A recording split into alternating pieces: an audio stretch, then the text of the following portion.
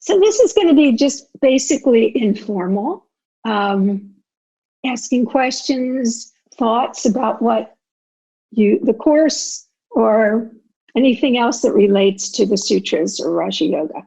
So we're going to open mics, unmute you, and just raise your hand or something like that. We'll call on you if you have any questions. All right, I have my book I'm referring to, and any thoughts or questions that come up right away?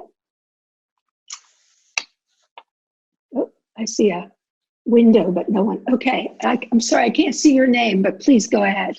Say your name. It's Diane. Hiya, Diane. Of course you can't see me. I don't know how to use this. You do. You're doing well. This is the first one you've been able to do. I'm proud of you. You just need some light on your face. That's all you need. Yeah, okay. You tell me.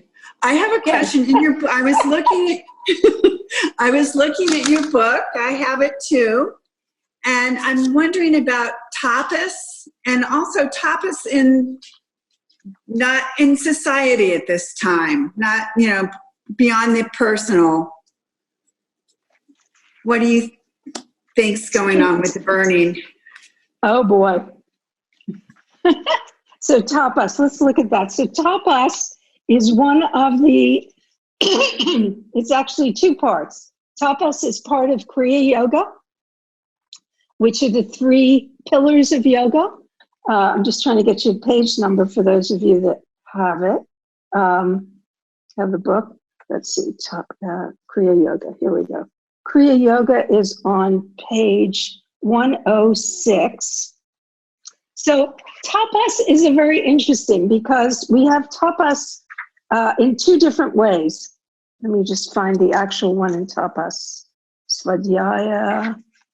Okay, tapas is on page, I think that's the first one. Okay, page 110. Page 110. So tapas is very interesting because it's part of Kriya Yoga, which are the 3 limbs. The 3 pillars, but it's also one of the niyamas. It's the last part of the niyamas. So obviously, it was thought by the ancient sages, the sages, that it was an important one to understand tapas. And are we going through it now? Oh my God. But are we, is the question. Because we have to understand tapas is not a punishment. Tapas is a high spiritual understanding that helps us understand what we're going through is a means for purification and ultimate spiritual enlightenment. Do you understand the difference? All of you, not just, does that make sense? Because that's the difference. So it's not suffering. It's actually a way of, well, let's look at the different definition for just a minute. Where am I? I had it. What happened? Here we go.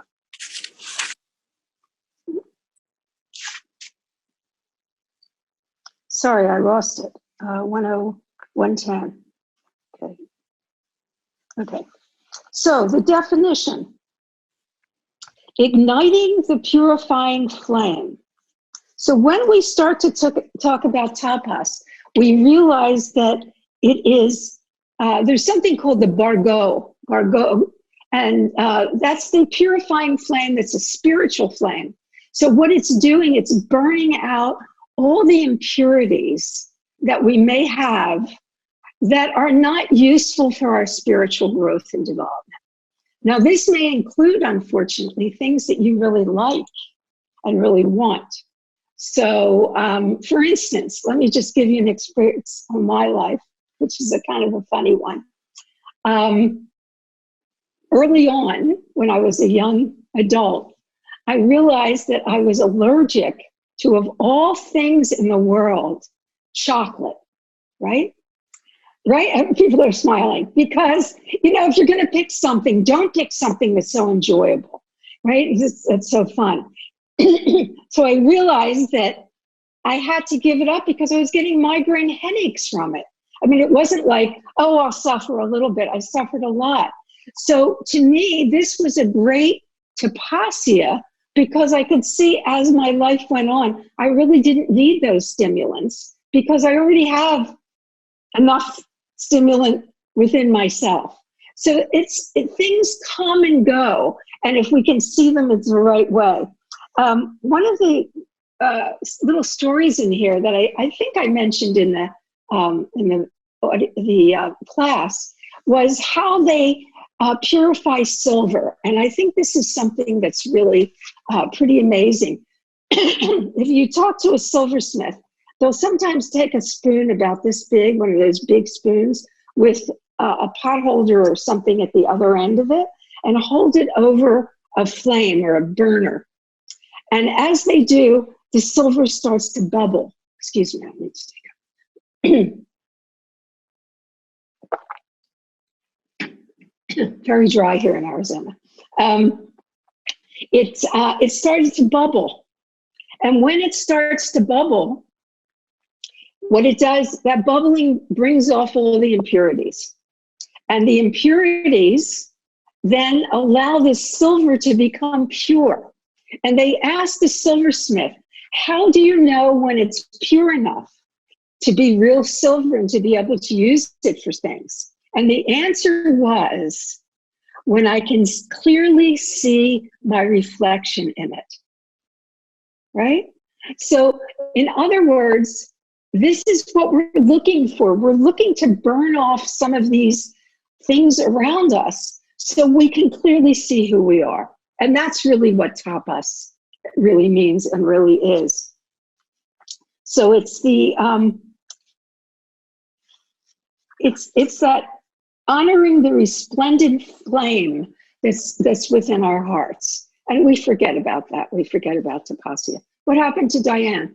Diane, are you still here? Oh, she had technical difficulties, I guess. Oops. Okay. So I find this is a big challenge for a lot of people. They don't do computers well, but we better get used to it because this is the wave of the future, right? Yeah. So does that make sense? Does that bring up any questions for you? I know you didn't ask the questions, but tapas is very important. And nowadays, I just saw this news documentary the other day on the crisis. But it started out very interestingly. And what happened is they showed the streets of New York City empty. And then the commentator came on and he said, it's almost as if Mother Nature has said to us, go to your room, stay there until you remember what you did, and come out only when you know how to correct it. And I thought, wow, what a great thing, right? Because that's a little bit what's happening. So is she upset? You bet she's upset. She's really upset what we've done. So this is a way of backtracking a little bit and trying to clean up the air. I heard a story of a little boy in, I think it was in Kathmandu, somewhere in Nepal, who went outside and looked up and saw blue sky for the first time because these skies have been polluted. So Mother Nature is doing her job and trying to clean things up a little bit in that way. And that's the tapas. And the other thing I think we should know about tapas, which is so powerful, is there's a way that it's explained in the sutras, and it talks about accepting pain as a way of purification without returning it. And I think this is a really, really important aspect because, yes, we can feel pain, we can feel whatever we're going through right now, but can we do that and still be kind and loving and helpful to other people and serviceful to other people? That's really the question. And can we do that? Can we still be sweet and loving? Yeah. Anyway, that's my thoughts on tapas. Anybody have any thoughts or questions that go with that? How are you all doing, by the way? You doing okay? Can't see some of you on the. Yeah, good, bad. Talk to me. Oh, we were muted, I think. Yeah, are you not? You're not muted anymore. No, Okay. I muted. We have to unmute ourselves, I guess. How are you doing I'm with doing all good. this? Are you okay, all of you?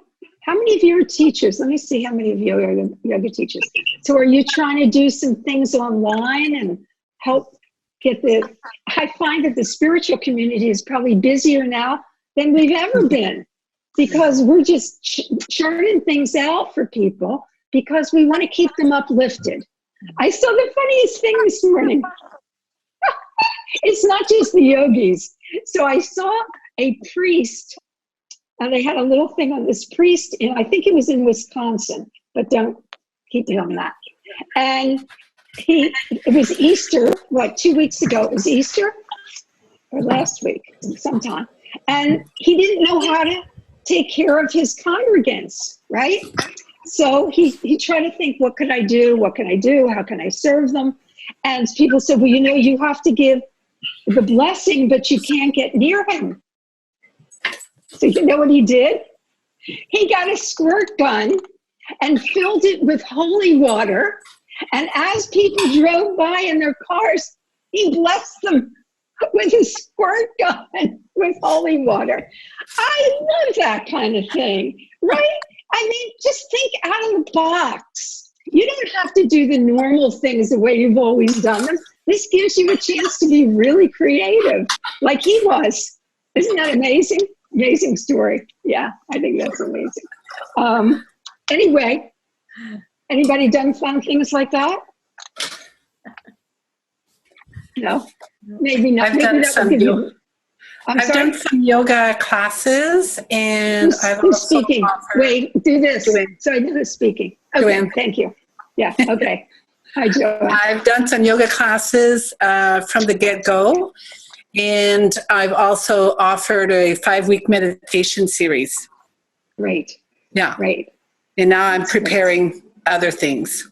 Very good. Thank you. Yeah, that's what we've done. We've done our sutra.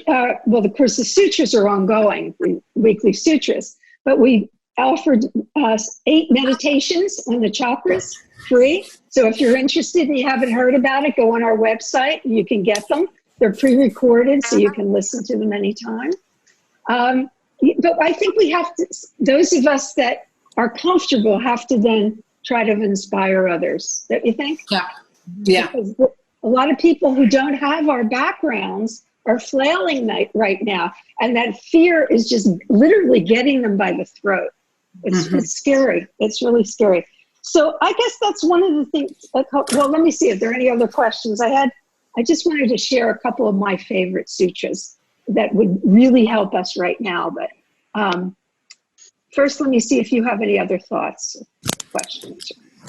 Well, I had this morning, I'm Tara.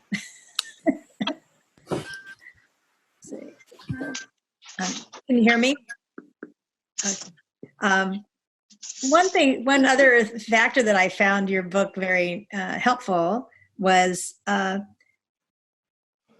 looking back at like page 82, 83, which is not necessarily, let's see, is that in the course? But this idea of compassion and kindness to those who are happy, compassion, equanimity to those who oppose your values. So noticing that the thoughts that, it was great this morning, I was grappling with really that question, how to have equanimity, people that don't want to, wear a mask or go out and do in bars and, all of this kind of stuff. And it was wonderful. I just opened your book and it opened to that page. It was good. So I think that's another way that we can use, the book is to just, what do I need today? Tara, could you read that sutra for us, please? Let's see. Okay, let me just find the whole sutra. Well, actually it's number 33 on page 77. And then you go on to explain. To preserve openness of heart and calmness of mind, nurture these attitudes. Kindness to those who are happy, compassion for those who are less fortunate, honor for those who embody noble qualities, and equanimity to those whose actions oppose your values. Yeah. And I think that's a big one right now. You know, so much criticism there for our leaders, of course, but also just for our members of our community that don't agree with our values. It's very interesting time.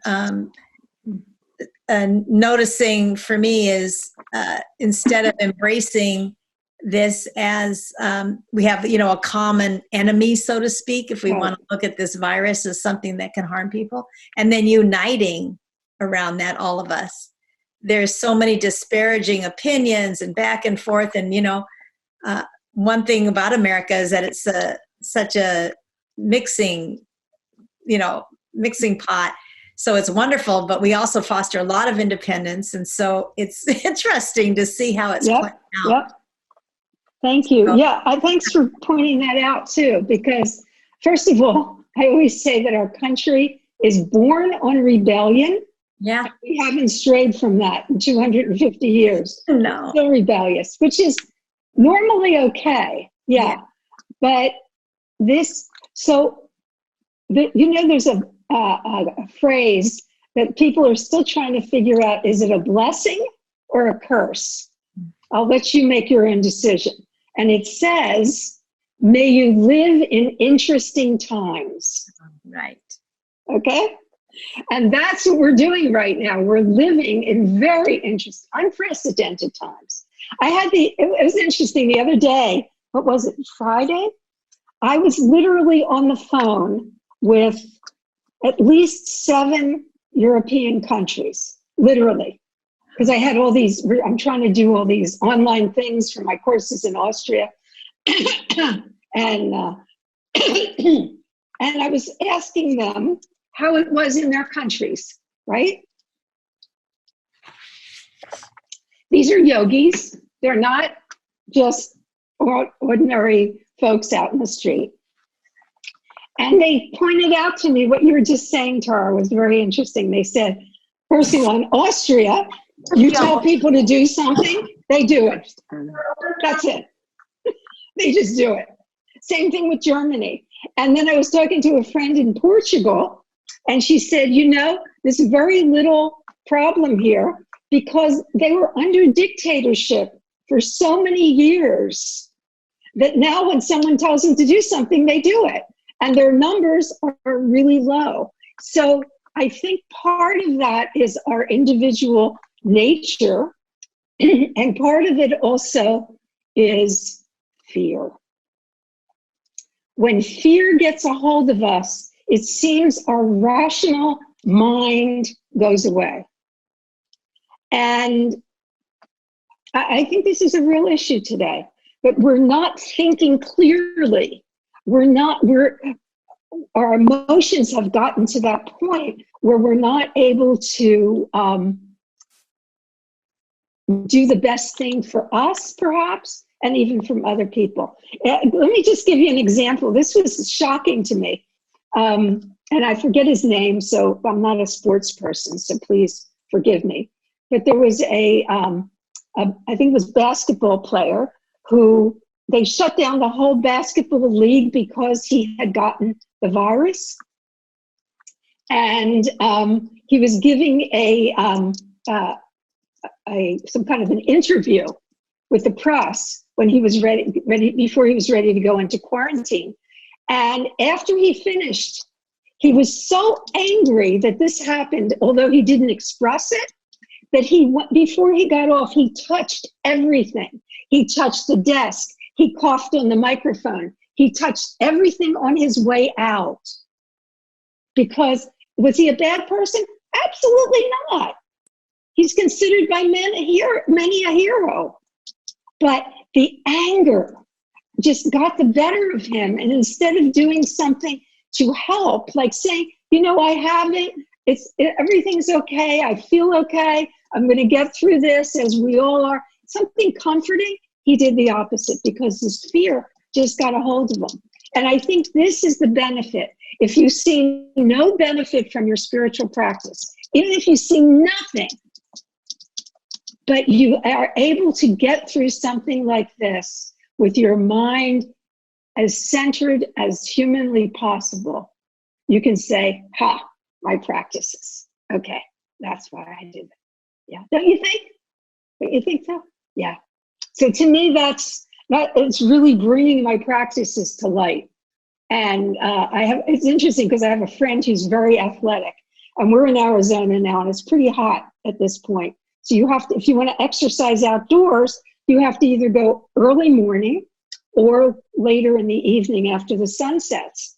And she said to me, well, let's just go early morning. Let's go take a walk. And I said, I can't, because that's my time for practice. Well, can't you do it later? Or isn't walking more important?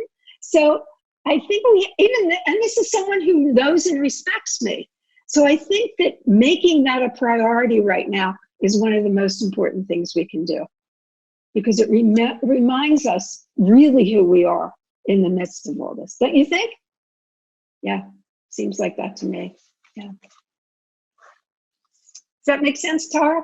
Yeah, good one to pull, because that last part to me, it was a struggle translating that, because there's so many translations that say disregard for the wicked or things like that. And I think, you know what? These are not wicked people. These are scared people. Yeah. Everyone I look at that's in those positions, I see fear in them. And that's why they're projecting it. But what they do, some of them, they skew it. And they're hurting more people than they are helping people. So it's a tough one. Yeah. The ultimate for that part of the sutra is to revert back to compassion toward the unhappy. Mm-hmm. Because as I started years ago making a Nischala Devi sutra that says, happy people don't make other people unhappy. Mm. It just doesn't work that. If you're happy, you're going to do whatever you can to make everybody else happy. Right. So it's a tough one right now. And those of us that are being conscientious and staying in and doing our part to that are a lot of times made fun of and all kinds of different things. I was in the elevator yesterday and this man without a mask started to come in. I went, stop, don't come in. And he looked at me, really? I said, yeah, really, take the next one. So I think that we kind of, and also that's the other thing, is keeping a sense of humor. Oh my God. I watch as many comedians as I can because they're so on the mark these days. They know exactly what's funny and where to make it funny. So it kind of offsets that. Yeah. Anybody else? It's your turn. It's your time. Yes. I'm sorry. I don't know why the names aren't coming up, but yeah. Please. Hi there. My name's Rob. I'm tuning in from Long Beach, California. Happy to be with you here. I was just curious, what comedians are you liking these days? Who are you listening to? I like Bill Maher. He's near you, actually. He's not far from where you are. Jimmy Kimmel. Cool. He does some he's not mean. I'm trying to listen to the ones that aren't mean. Right. And Stephen Colbert. So I don't watch them at night, but I get sort of recaps in the morning of their jokes. And I don't know. I just I think they're pretty funny. And I always watch The View, and two of those ladies are great comedians, Whoopi and Joy. So they're always having some nice jokes too. I just try to watch things and listen to things that are funny. Reading a funny book. Yeah. I also like Larry David. He makes me laugh. Yeah. So that's my repertoire. And anybody else who comes in that's funny. Yeah. Do you listen to some funny people? Yeah, I'm actually revisiting Dave Chappelle, but yeah, he's funny. hilarious, but he's like one of the ones that does make fun of everybody. And I was like, just curious, because I love your book and I love where you're coming from. I'm like, okay, who are the comedians that are, Also, Jim Gaffigan also I like. Yeah. He's very funny. He's stuck at home with 6 kids right now. So he has some very funny things to say. I remember his stuff. Yeah. So I think just we need to keep ourselves light and take delight in our light. Yeah.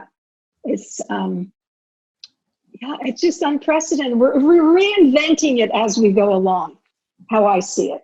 And to me, if I'm going to reinvent it, I'm going to make it fun, right? Like, I love that with the priest and the squirt gun. You know, I mean, but he got it in the right place. So it's just, it's nice to have that. And there's the sadness too. I'm not denying that, that's for sure. But that's easy to come by. All you have to do is read something or watch TV, and that can come. But the other you have to dig around a little bit for. Yeah, don't you think? Yeah. Okay. So, anybody else? My agenda is secondary to yours. Okay. So there's 2 sutras. And one of them, I think, was in the course. The second part probably wasn't. Let me go to my, page number, 234. Here we go. Oops, I had my little thing in and it came out. Okay, here we go.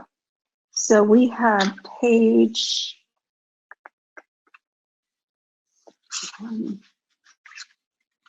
2, Sutra, page 171 to start with, 171. And this is the concept that I find I use all the time. It's Pratipakshabhavana. And there's 2 aspects to Pratipakshabhavana. And one of them is more known than the other. And I wanted to compare the 2 and to show you how one really has to lead to the other. So it says, when presented with disquieting thoughts or feelings, cultivate an opposite elevated attitude. This is Pratipakshabhavana. So why am I bringing that up right now? I think this is one of the sutras that we need to be well used for this particular time and all times. We mentioned fear. I mentioned fear. And this seems to be I did a one on the Namaste effect last week. And boy, that Muladhara chakra is really where we're vibrating at these days. Survival, food, clothing, shelter. And what's in the emotion in that is fear. So here we are trying to get all this together. And Pratipakshabhavana is something you always keep in your pocket because you're going to use it constantly. How it helps. So let me just look at the words. Bhavana is a way, our verb to be comes from bhavana, the Sanskrit. And that means bhavana is a way of being. So a way of being, and then what we do is we cultivate the opposite. We switch it. So if it's a negative experience in thought, we switch it to a positive one. If it's a negative experience in feeling, we switch it to that. So for instance,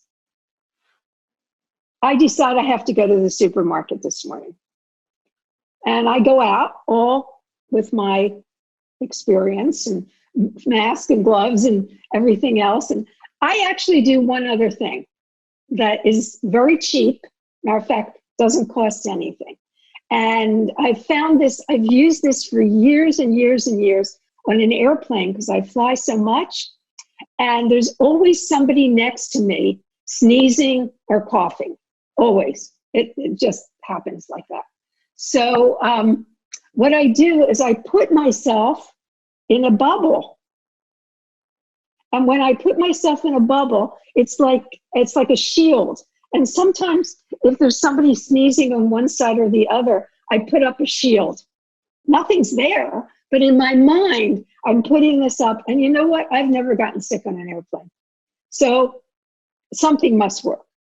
So what we can do with this Pratipakshibhavana is similar to that. You could use something visual, or you can just say to yourself, right now I'm feeling so much fear because I'm going out. I even said to my husband yesterday, I said, I'm wondering if this is going to cause people to be agoraphobic, that they're going to be afraid to go out of the house, which is really sad. So I'm ready to go out of the house and I'm feeling this fear come up. What do? Well, you change it, you switch it. And I don't know how many of you remember The King and I. Did you ever see The King and I? How many? Let's see. A few people. Okay. Movie buffs.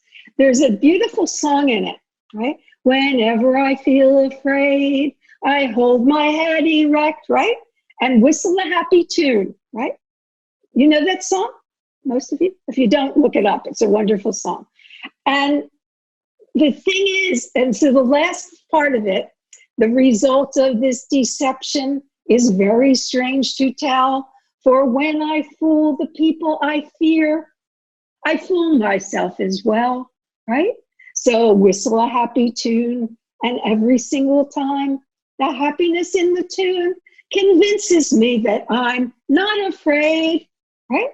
So whatever it takes, whistling a tune, singing. I got up this morning singing Smile, right? Smile, though your heart is breaking, right? But you still keep going, you still get up.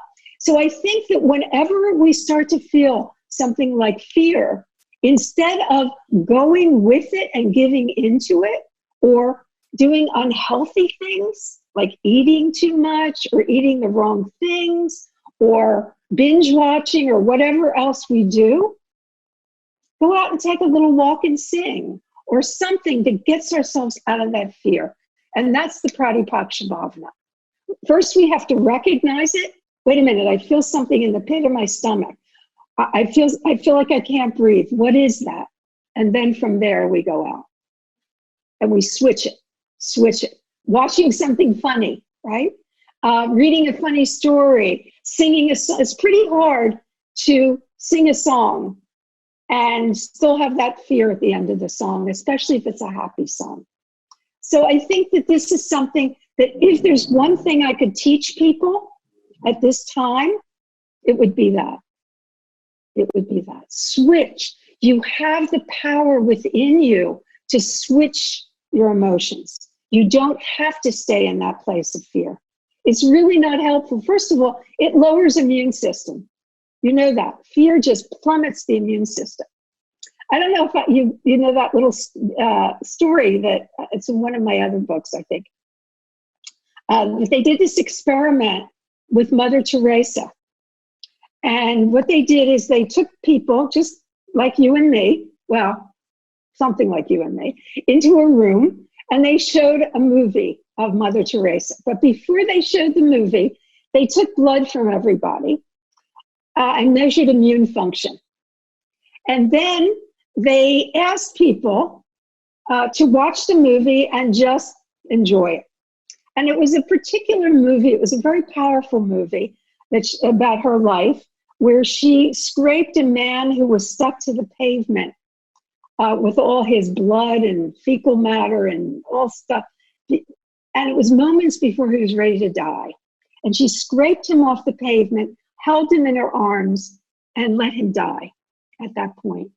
And her words were, at least at the end, he should know he's loved, right? Very touching. The other was she had a baby that was literally could fit into the palm of her hand. It was born to a crack mother who was addicted to crack. And the baby was all like this in spasm. And she just took 2 fingers and she just stroked the belly and talked to the baby. And you see this little teeny tiny baby relax. So for me, streaming, right? I would be streaming down watching this beautiful woman do these wonderful things. The lights came back on, and they again took blood from everybody. I don't know if it was a finger or arm. They took blood. And then they asked them questions. And they said, what did you think of Mother Teresa? And there were 3 different groups of people. One said, oh, she's just in it for the fame and fortune. That's the only reason she's doing it. She's really a fake. Okay? That's one group. The next group said, she's okay. Nothing that I wouldn't do. Really? Really? We have that much of a high opinion of ourselves? We think we could go in and scrape people off the sidewalk and put them in our arms? And then the third group was like us. Oh my goodness, she's amazing. She's a saint. How wonderful, etc., etc. So 3 different opinions, but the blood work showed differently. The blood work showed that everybody's immune system rose just seeing somebody else do good things for other people. Isn't that amazing? So imagine if we did that ourselves, what would happen to our immune system? So this is the kind of thing that we have to look at the whole picture. And we're usually better, especially us yogis, we're usually better when we serve others. If we know we're doing something good for someone else, it usually helps us. Yeah. Does that make sense? So Pratipakshabhavana, you can print it out and just paste it places. And just remember that when you start, I'm not even saying if you start to feel it, when you start to feel it. And get it right away and just switch it. Oh, I remember seeing a beautiful sunset. I remember seeing a beautiful sunrise. Switch your mind to something else. And then the fear will abate and you can go on and continue to serve others. Does that make sense? Questions? Thoughts? Okay. Now, let me go on to, there's a beautiful little practice in there. Maybe we can do it toward the end. I wanted to mention the second part of this. It's actually not the second part. They actually felt it was important enough to do a whole separate sutra on it. And this is Sutra 234. So if you flip forward a little bit, let's see, I don't have my page numbers here. Here we go. Page 175 at the bottom, 234.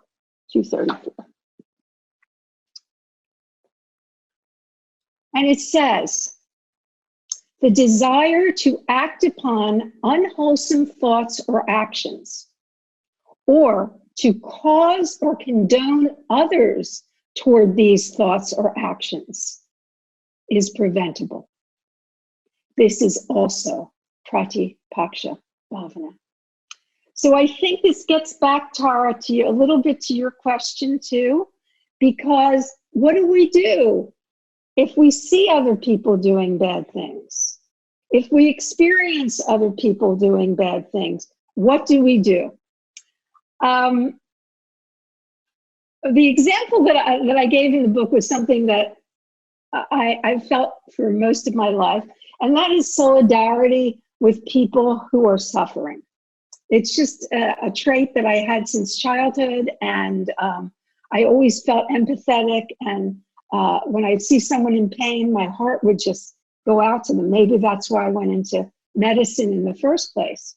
But I think we're in a little, the example I gave was when it was the grape pickers, and we had a boycott against grapes. And that was years and years ago. Even today, it's hard for me to eat a grape.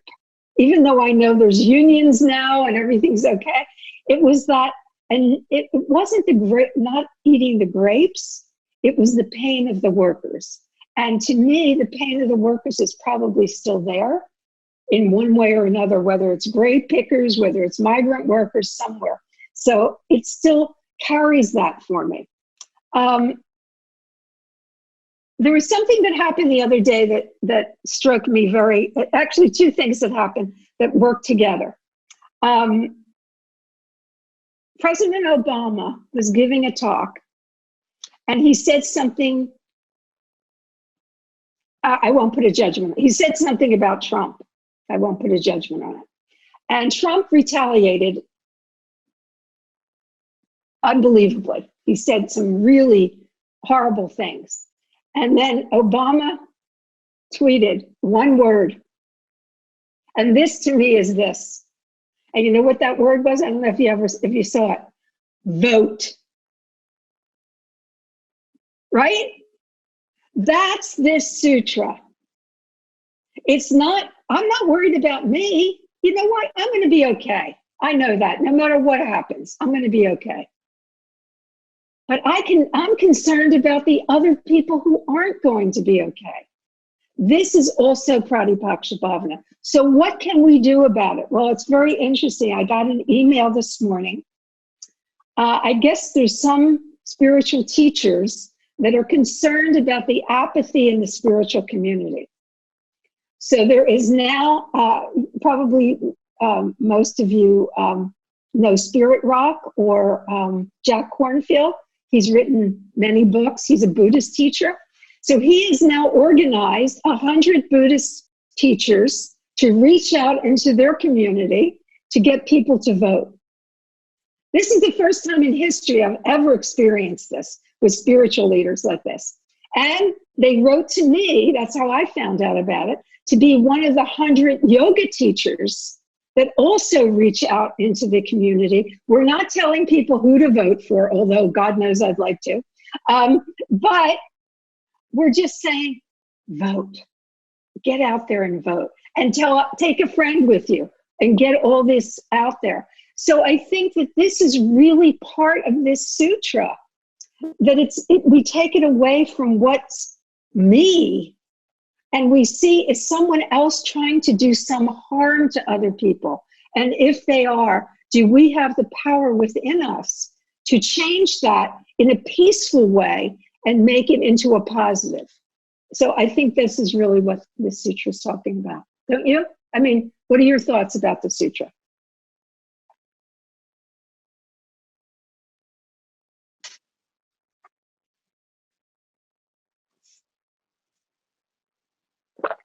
Okay, let me rephrase that. What are your feelings about the sutra? Sita. Yeah, so, I was teaching a class, and one of the things that we were talking about, and although I didn't say it as Pratipaksha Bhavana, it really was, and it was the ability to hold that duality that we experience on the earth plane in both hands.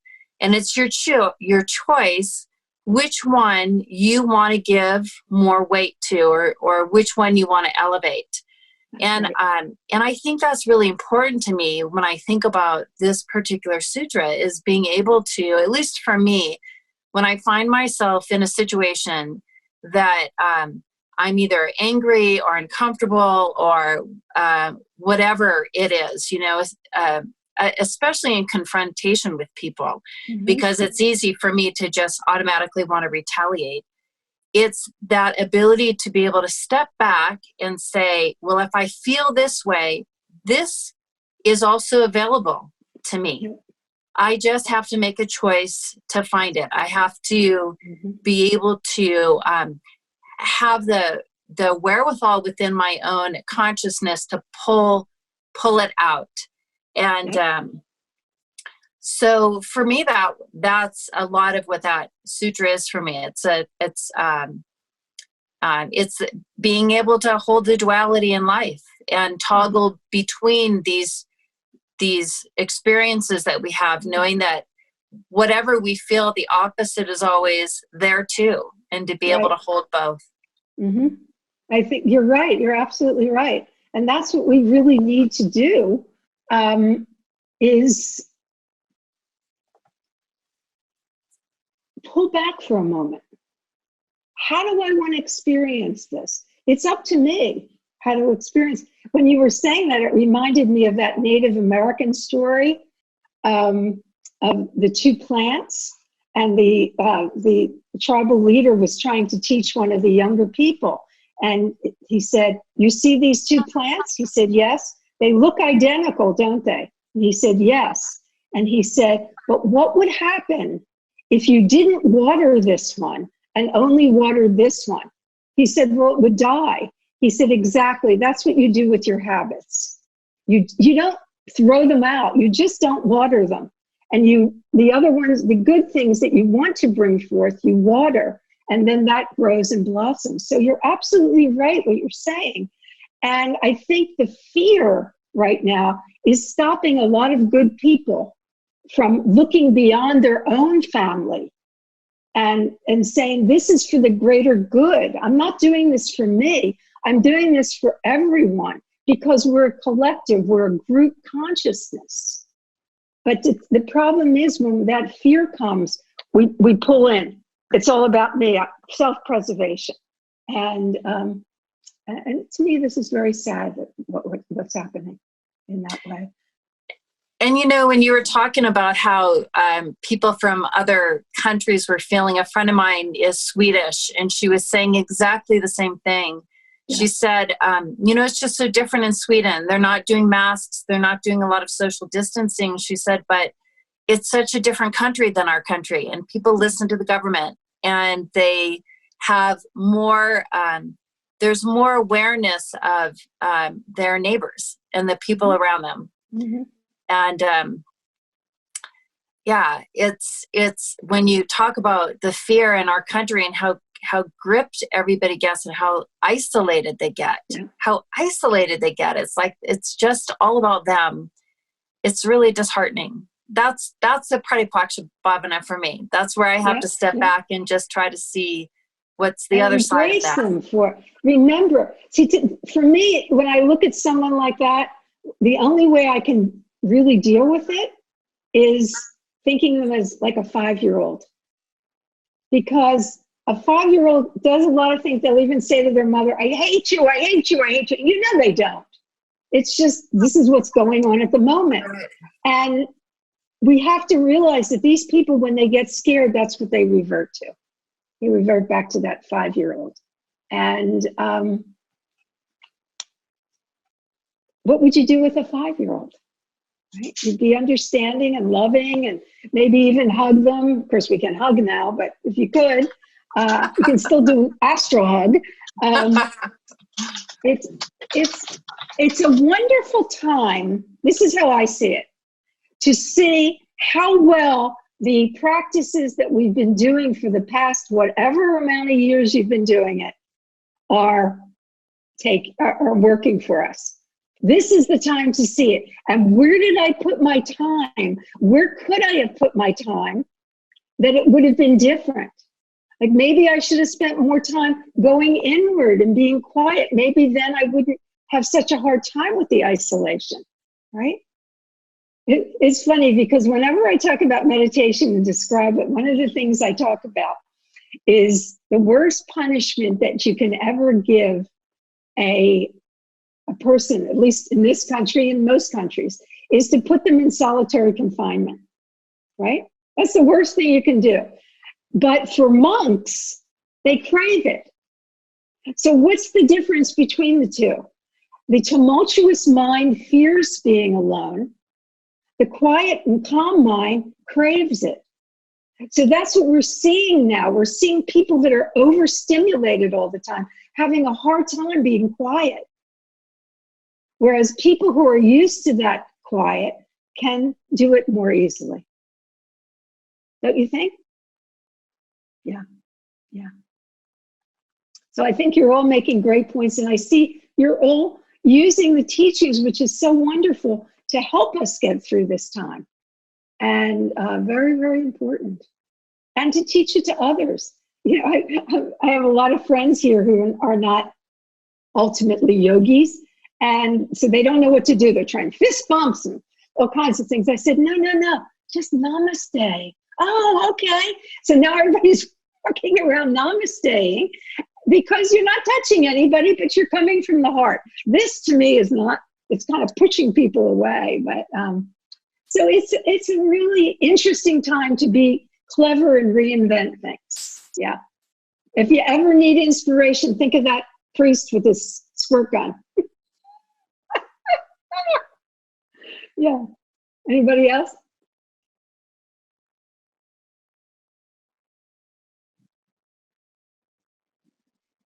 Would you like to do a little meditation?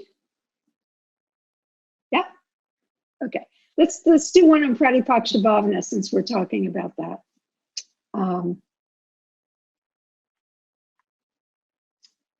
Okay, there's actually two of them. I think this is it. Changing the profound effect of changing your attitude. How about that? Is that a good one? Okay, so stretch up. Stretch up. Okay. Shake out a little bit. You know, the other thing is, it's very interesting. The one thing they don't seem to be talking about very much in all this is taking care of yourself. No one's talking about that. Eating right, people are not eating well. Eating well, getting any kind of exercise you can, downloading an exercise video you can do, or we're able to go out and take a walk as long as we're not in big groups, and laughing, and just taking what you need to, if you need vitamins or whatever it is, taking what you need to make your immune system strong. That's all part of this. Okay, so sit comfortably.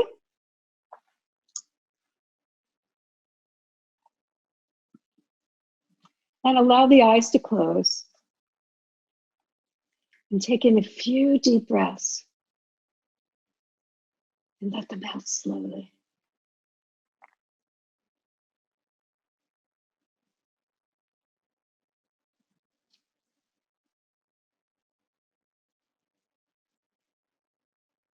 Now think of a quality that you would like to invite into your life. Think of a simple one or two word phrase is best. It could be peace, joy, cooperation, adaptability, anything. For this example, we'll use joy. Seems to be a universal symbol of higher consciousness. Bring forth an aspect of yourself that no longer fosters the person you want to be. Can you tell where in your body it's stored? If possible, put a name to it. Is it self-righteousness, stubbornness, anger, or any other number of qualities? For this example, we'll use resentment. Now choose a quality that you would like to send out to the world. It could be the same or different one than you chose to bring into your life. For example, we'll use the quality peace to slowly begin to take in and release a few deep, full breaths. As you breathe in, allow the mind and heart to integrate the quality of joy into your being. Feel joy infusing each cell, encircling the place where you are holding resentment, and allow the unwanted feeling to dissipate. And as you breathe out, let joy transform resentment into peace and send it out as a wish for the world.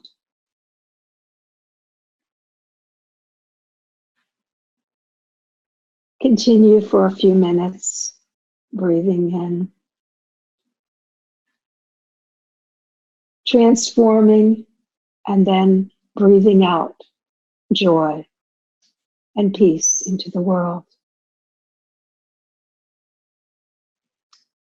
Make sure you're not holding the breath or breathing out negative emotions. Through the breath, the mind gains power. And with focus, the negative can be exaggerated rather than calmed. It's actually fun to watch the resentment dissolve and transform into peace.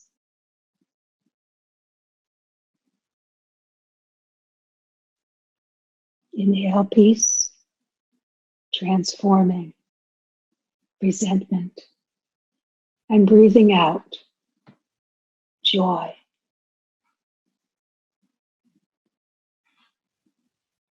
If you like, you can add a color to it. Breathing in that color, transforming, and then breathing out yet another color.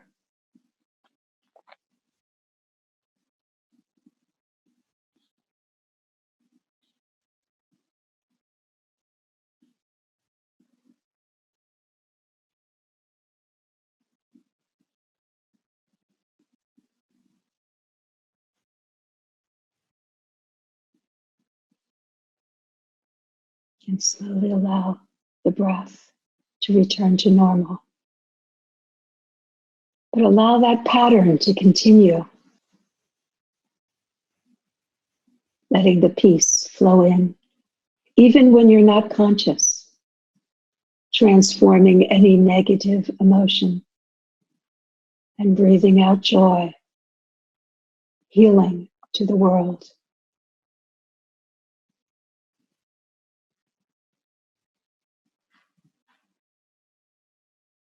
And please bring the palms together at the heart center. And join me in chanting Om.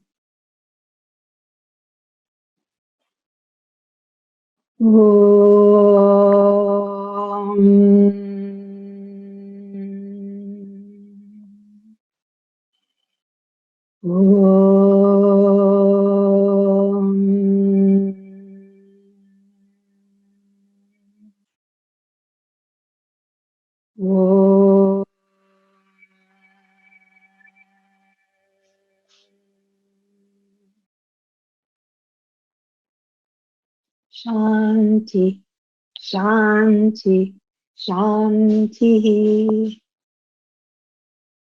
Om Shanti, Shanti. Namaste. Thank you. Thank you all. Remember, we are the light, and shine that light wherever you go. There's a lot of darkness these days. They need the light. So your own practices will keep you strong. Thank you for being here.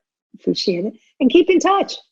Keep in touch. I'm going to be doing actually more and more of these courses, etc. So if you're online, matter of fact, I just heard that we might be doing the women's retreat online that I was supposed to do in July.